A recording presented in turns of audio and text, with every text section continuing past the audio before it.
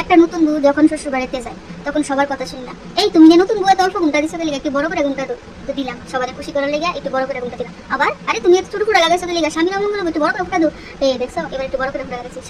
নতুন বউরা এইভাবে সাজা গুজে থাকলেই ভালো লাগে, সবসময় তুমি এইভাবে সাজা গুজে থাকবা, সবসময় সবকিছু লাগায় টাকায় সুন্দর করে সাজা করে থাকবা। নতুন বউরা যদি না সাজে তাহলে কি আবার ভালো লাগে? নতুন বউরা সবসময় বাড়িতে যত গুরু জনাবে তারা এমন ভাবে মাথা নুয়ে নুয়ে প্রণাম করবা, বুঝাও এইভাবে প্রণাম করতে হবে, সবসময় প্রণাম করবা।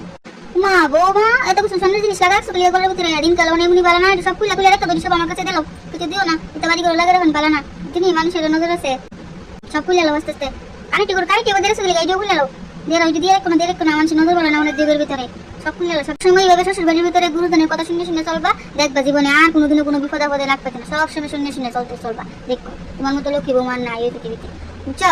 ওমা আবার এই বাবাটা খুলছে না খুলে এই বাবাটা খুলে তাড়াতাড়ি খুলে এলো। এই হলো একটা নতুন বইয়ের জীবনযাপন, তবে এখনকার দিনে এরকম নাই।